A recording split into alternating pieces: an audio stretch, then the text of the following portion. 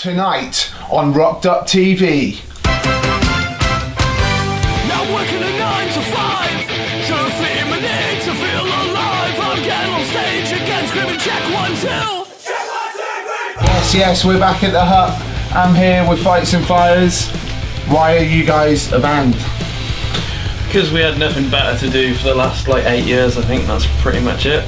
Yeah. Anything to add to that? See the world a little bit. See a van. See kebab shops and lots of journeys. He's just on the journey to find the perfect kebab. Yeah.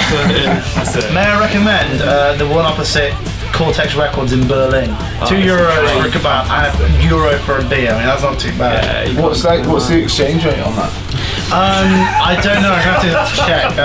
I reckon it's about £2 for your job. I've only got two. I'm going to signal. I can't find out, but it's about €1.20 to the pound at the moment. Bring the facts. So we're assuming it's about £1.60 for a kebab, and it's pretty damn decent, to be honest. So you can go get yourself a good record from the record shop across the road. They got everything in there. They've even got our record in there. It's really, really good. And then you can go get yourself a kebab and a beer. €3. It's sorted. It's no Corby kebab though. It's no Corby kebab. Yeah. Right, so Fights and Fires, it's good to have you back.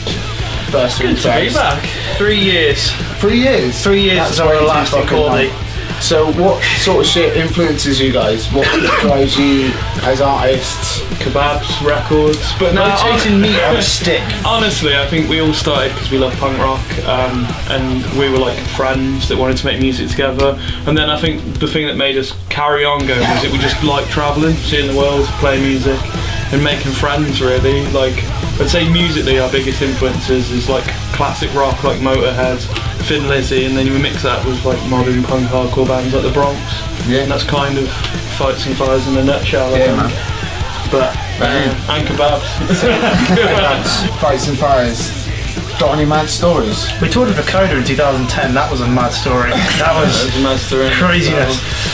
But yeah, all sorts of crazy shiznay has happened over I've the got years. one that stands out for me. We were with our friends our time down here, which have gone on to be Creeper. We were staying at this lovely squat, and the owner was a guy there, rocking guy called Frank. He told us such nuggets of information. He was the sound engineer for Lady Gaga. He was friends with Colonel Gaddafi, and he used to be alright. But what really was the tip of the iceberg was when he decided to take so much acid that in the middle of the night he decided to piss in his own laundry basket next to us while we were sleeping, then woke us all up to force feed us fish and chips because we were English. We all ate it because we were scared, and then he had an emotional breakdown because he decided he hadn't made enough food for us and not been a good host, so he started making us pasta at 4 in the morning. So we did the British thing, soldiered on, took the pasta down. Apparently that wasn't good enough, so he started making us more food. Yeah, and then in the morning, like a trooper, he got up at the crack of dawn and made us breakfast, even though we'd had a 16-course meal throughout the night. I think that's probably the maddest food-related mad story we've had. But we on RockedUpTV. still got up and had a kebab after. So. Lads, what is the scene like in Worcester? Got any venues, bands? Growing. Yeah, it's growing. We have we've had this venue in what's called the Mars, but it's been there for years, but it's always been alright. But recently Phil and Jacko started putting on gigs there. We've had pretty cool bands. We had People for a Friend there last year. We had Dev. Remember Dev? MC Devo. MC Devo. That was it. He was great. We didn't have the 90s punk band Dev, which is what Ryan got. But but yeah, it's really good. Lee, our drummer, is doing a really good job of helping give the scene a bit of a resurgence. Like I said, Ryan said, he's booking bigger touring bands and also giving smaller bands a chance. Yeah, it's a growing scene. It's really nice.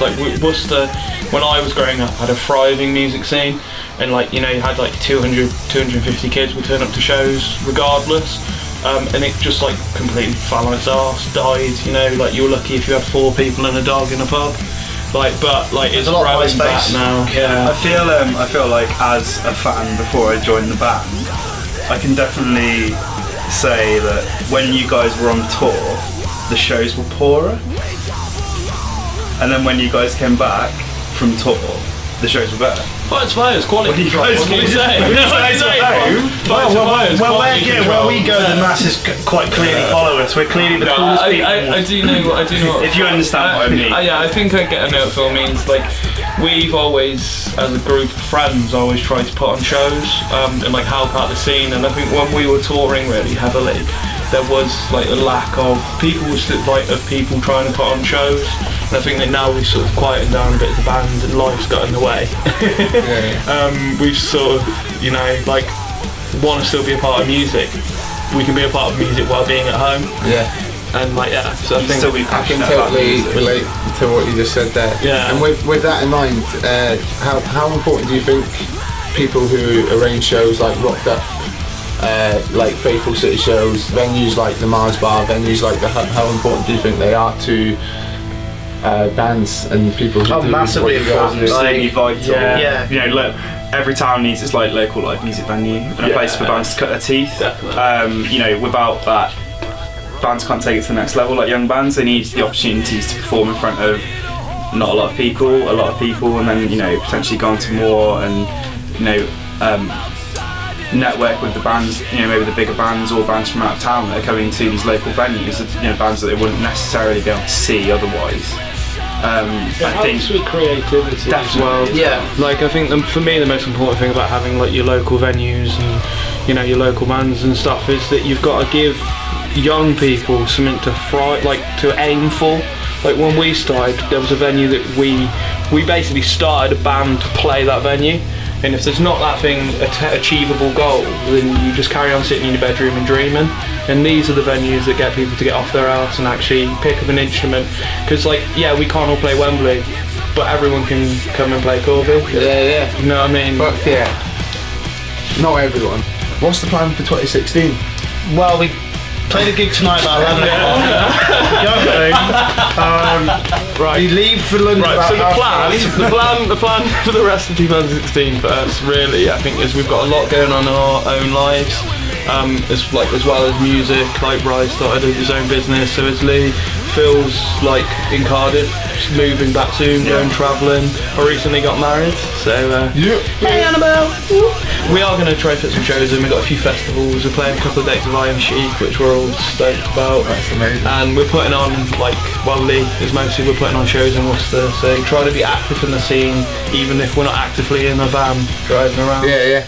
Awesome. Got to give some. I am, however, going to be actively driving a band because that's what my business means. Yeah. I do, so Smash tours. One last question before you go. Why do you love Corby so much? The kebabs. You guys. Yeah, Coda. To be fair, we never heard of Corby until we first heard of the Coda. So yeah. And putting Corby on the map. It's like. Your words not like me.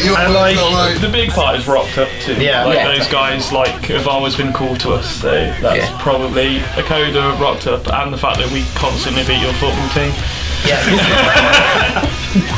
Still 5-0, just saying.